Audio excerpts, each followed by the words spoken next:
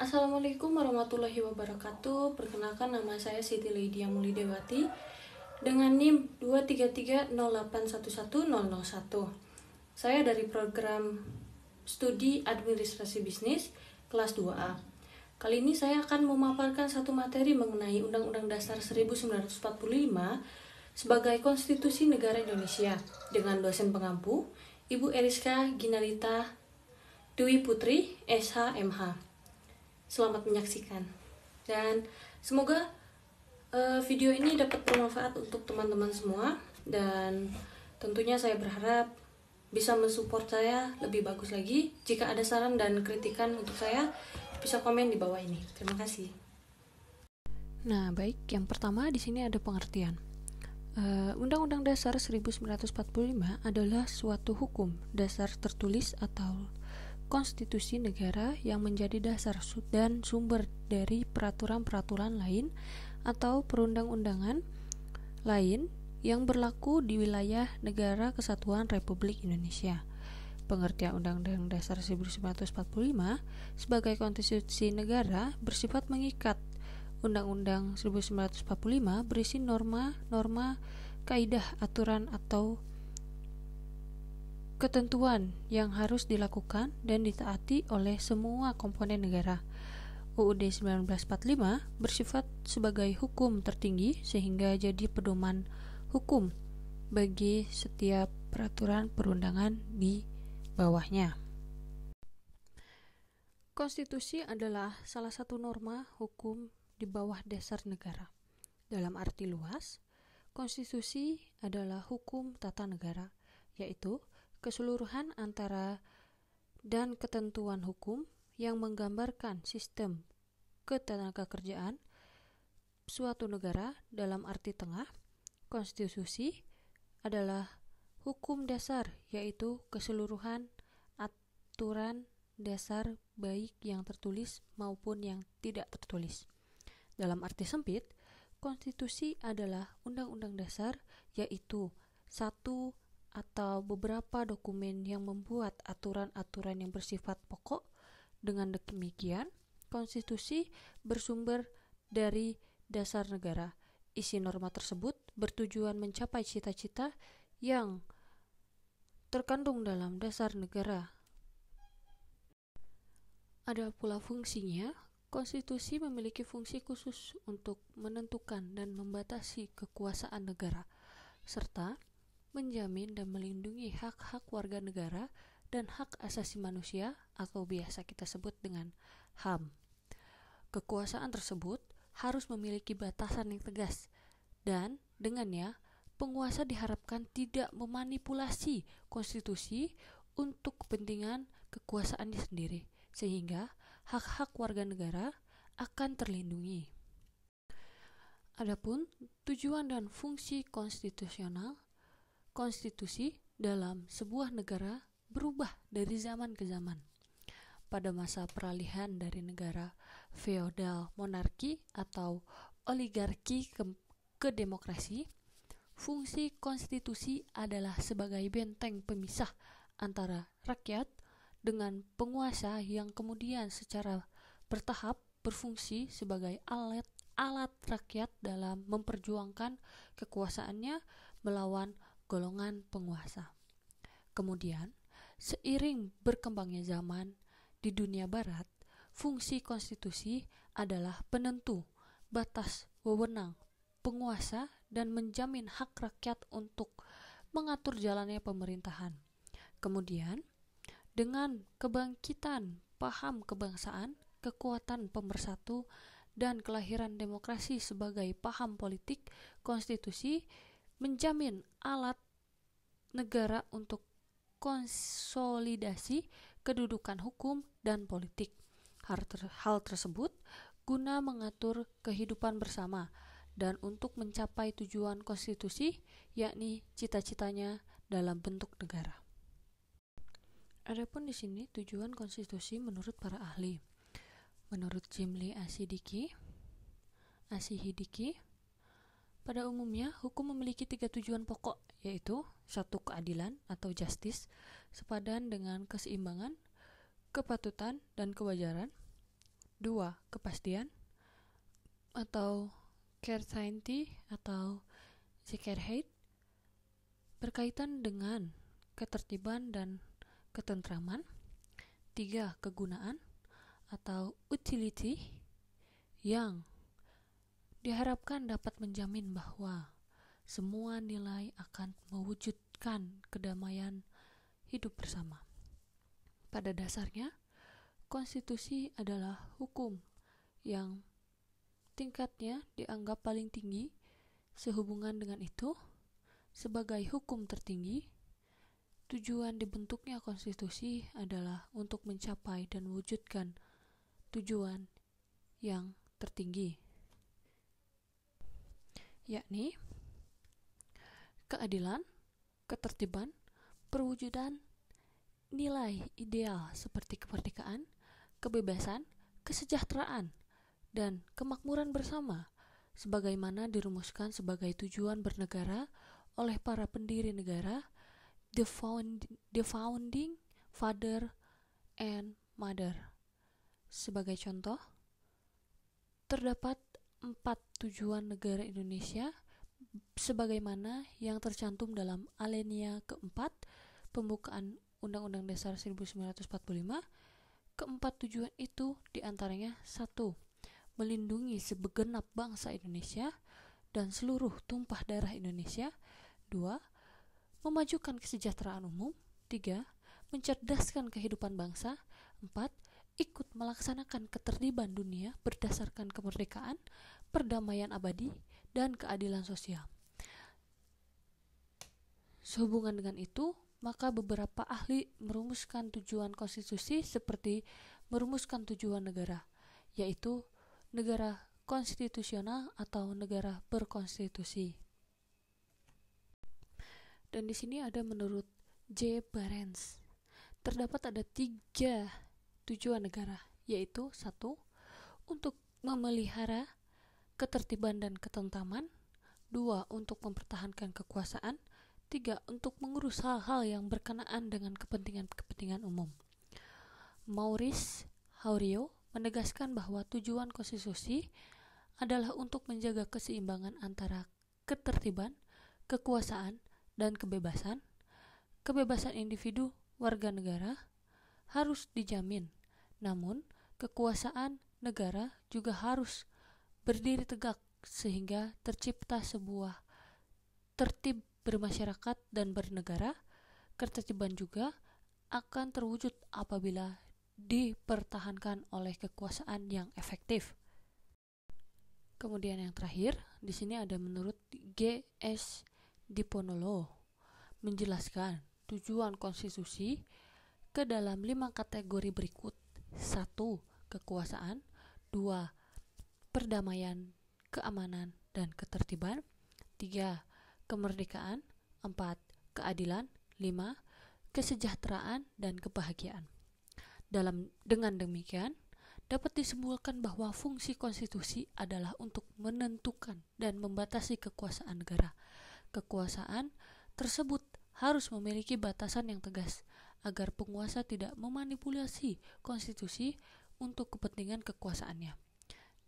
Dengan diterapkannya fungsi konstitusi tersebut, maka hak-hak warga negara dan HAM akan terjamin dan dilindungi.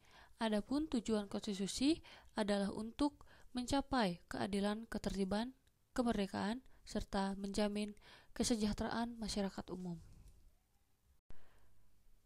Nah, tujuan sudah selesai, dan di sini ada sejarah atau kilas balik dari Undang-Undang 1945 sebagai konstitusi negara Indonesia.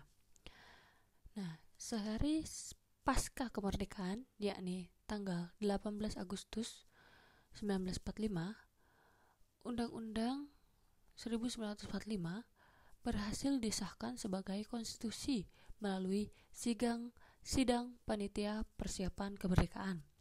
Sebagai negara yang berdasarkan atas hukum, tentu eksistensi UUD 1945 sebagai konstitusi di Indonesia mengalami sejarah yang panjang hingga akhirnya dapat diterima sebagai landasan hukum bagi implementasi ketatanegaraan negara Indonesia, di Indonesia tentunya. Dalam sejarahnya, UUD 1945 dirancang sejak 29 Mei 1945 sampai 16 Juni 1945 oleh Badan Penyelidik Usaha-usaha Persiapan Kemerdekaan Indonesia atau singkatannya biasa kita dengar BPUPKI, atau dalam bahasa Jepang dikenal dengan Dokuritsu Junbi Tyosakai, yang beranggotakan 21 orang, diketuai oleh IR Soekarno dan DRS Mohatta sebagai wakil ketua dengan 19 orang anggota, yang terdiri dari 11 orang wakil dari Jawa, 3 orang dari Sumatera, dan masing-masing 1 wakil dari Kalimantan, Maluku, dan Sunda Kecil. Badan tersebut, BPUPKI, ditetapkan berdasarkan Maklumat Gunseikan nomor 23 bersamaan dengan ulang tahun Tenno Heika pada 29 April 1945. Badan ini kemudian menetapkan tim khusus untuk bertugas menyusun konstitusi bagi Indonesia Merdeka, yang kemudian dikenal dengan nama UUD 1945. Para tokoh perumus itu adalah di antara lain 1. DR Rajiman Widyo Diningrat, Ki Bagus Hadyo Kusumo, Oto Iskandar Dinata, Pangeran Purboyo, Pangeran Surjo Hamidujo, Sutarjo Kartohamidjo Dujo, Prof. Dr. Mr. Supomo, Abdul Khadir, DRS YAP Tijuan-Bing, Dr. Muhammad Amir dari Sumatera, Mr. Abdul Abbas dari Sumatera, Dr. Ratulangi Andi Pangeran, keduanya dari Sulawesi, Mr. Latuharari, Mr. Puja dari Bali, AH Hamidan dari Kalimantan, RP Suroso, Abdul Wahid Hashim, dan Mr. Muhammad Hasan dari Sumatera. Sebelumnya mohon maaf bila pesebutan nama yang terbata-bata karena saya memiliki keterbatasan akan pembacaan yang susah. Jadi teman-teman bisa dilihat di situ nama-namanya, dan mohon maaf sekali bila banyak kesalahan pada penyebutan nama tersebut. Latar belakang terbentuknya Konstitusi Undang-Undang 1945 bermula dari janji Jepang untuk memberikan kemerdekaan bagi bangsa Indonesia di kemudian hari. Janji tersebut di antara lain berisi sejak dari dahulu sebelum pecahnya peperangan Asia Timur Raya, Dai Nippon sudah mulai berusaha membebaskan bangsa Indonesia dari kekuasaan pemerintah Hindia Belanda. Tentara Dai Nippon serentak menggerakkan angkatan perangnya baik di darat, laut maupun udara untuk mengakhiri kekuasaan penjajahan Belanda. Sejak saat itu, Dai Nippon Teikuko memandang bangsa Indonesia sebagai saudara muda serta membimbing bangsa Indonesia dengan giat dan tulus ikhlas di semua bidang, sehingga diharapkan kelak bangsa Indonesia siap berdiri sendiri sebagai bangsa Asia Timur Raya. Namun, janji hanyalah janji. Penjajahan tetaplah penjajahan yang selalu ingin lebih lama menindas dan menguras kekayaan bangsa Indonesia. Setelah Jepang dipukul mundur oleh sekutu, Jepang tak lagi ingat akan janjinya. setelah menyerah tanpa syarat kepada sekutu, rakyat Indonesia lebih bebas dan leluasa untuk berbuat dan tidak bergantung pada Jepang sampai saat kemerdekaan tiba. Keputusan rapat paripurna PPKI sejatinya sangat krusial lantaran Konvensi Montevideo 4 1933 tandas menyebutkan syarat minimal eligibilitas untuk diakuinya sebuah negara didasarkan pada dua unsur. Yang pertama, unsur deklaratif, yakni adanya pengakuan dari negara lain. Yang kedua, unsur konstitutif sebagai anasir pokok yang meliput adanya rakyat, wilayah, dan pemerintahan yang berdaulat. Pada 17 Agustus 1945, menurut fakta ipso facto, kita memang menyatakan merdeka sebagai sebuah negara. Namun terkait pemerintahan yang berdaulat dan wilayah secara yuridis, ipso jure, sesungguhnya baru sah dimiliki dan diakui pada 18 Agustus 1945 melalui rapat paripurna PPKI yang menetapkan Soekarno sebagai presiden dan Muhammad Hatta diakui wakil presiden, juga menetapkan Undang-Undang 1945 sebagai Konstitusi Republik Indonesia. Transfigurasi konstitusi dalam hal ini dapat dianggap berupa piagam kelahiran bagi negara baru, sehingga relasi backtracking konstitusi dengan negaranya amat erat berkelindan, begitu inheran dan menjadi suatu yang mutlak adanya. Tidak ada satupun negara di dunia ini yang tidak memiliki konstitusi. Bayangkan sebuah rumah tanpa fondasi, berdiri namun tidaklah kokoh. Begitulah personifikasi fungsi konstitusi.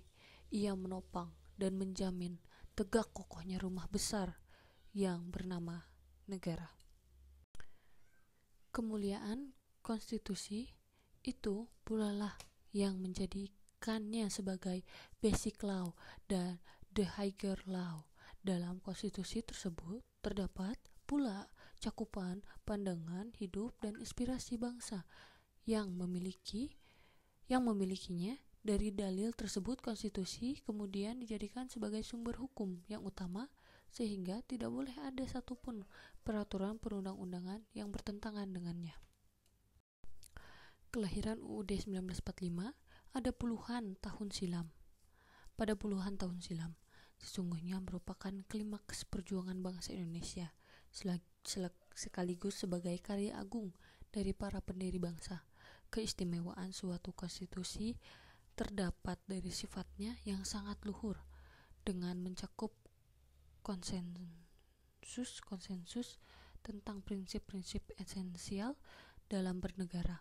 Dengan demikian, maka konstitusi dapat dikatakan sebagai sebuah dokumen nasional bersifat mulia yang notabene adalah dokumen hukum dan politik. Tentang makna konstitusi, Sri Sumantri menyebutkan sebagai dokumen formal yang berisi 1. Hasil perjuangan politik bangsa di waktu lampau. 2. Tingkat tertinggi perkembangan ketatanegaraan bangsa. 3. Pandangan tokoh-tokoh bangsa yang hendak diwujudkan baik untuk waktu sekarang maupun untuk masa yang akan datang. Dan keempat, suatu keinginan dengan perkembangan kehidupan ketatanegaraan bangsa hendak dipimpin. Materi substansinya antara lain adalah berupa pembagian dan pembatasan pada tugas ketatanegaraan secara prinsipil, susunan ketatanegaraan suatu negara yang bersifat fundamental, termasuk juga jaminan terhadap hak asasi manusia serta hak warga negara. Sedangkan menurut C.F. Strong, Constitution may be said to be collection of principles according to which the power of the government, the right of the governed, and the relation between the two are adjusted. Dalam artinya bahwa konstitusi dapat dikatakan sebagai suatu himpunan prinsip-prinsip yang mengatur kekuasaan, pemerintah, dan hak-hak yang diperintah serta hubungan antar keduanya. Ekspektasinya dimaksudkan agar Indonesia kelak menjadi negara yang damai, adil, makmur, sejalan dengan tujuan negara sebagaimana telah termaktub dalam Mukadimah atau pembukaan Preambulu Undang-Undang Dasar 1945. Di sini ada proses dan perubahan. Dalam perjalanan sejarah konstitusi Indonesia telah mengalami beberapa kali penggantian baik nama, substansi, materi yang dikandungnya maupun masa berlakunya, beserta perubahan-perubahannya, yakni dengan rincian sebagai berikut.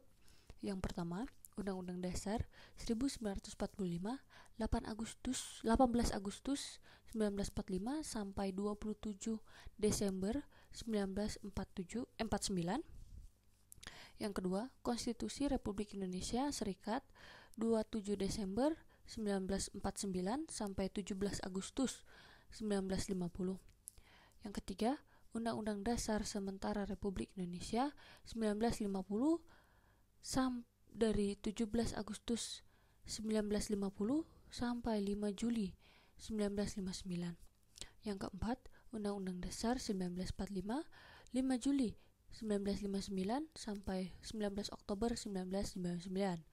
Yang kelima, Undang-Undang Dasar 1949 dan perubahan 1, yaitu dari 19 Oktober 1999 sampai 18 Agustus tahun 2000.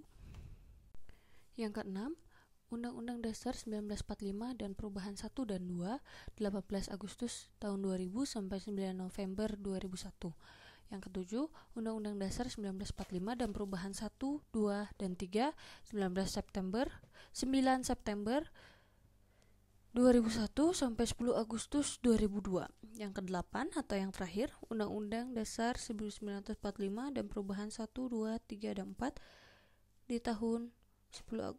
di tanggal 10 Agustus tahun 2002. Dan yang terakhir, teman-teman, di sini ada kesimpulan. Kesimpulannya pendek saja. Yang pertama, bersifat Undang-Undang Dasar 1945 itu konstitusi sebagai konstitusi negara Indonesia itu yang pertama bersifat mengikat bagi semua komponen masyarakat. Yang kedua, mengatur norma-norma dan aturan yang harus dilaksanakan. Sekian dari saya. Terima kasih. Maaf bila ada kesalahan. Wassalamualaikum warahmatullahi wabarakatuh.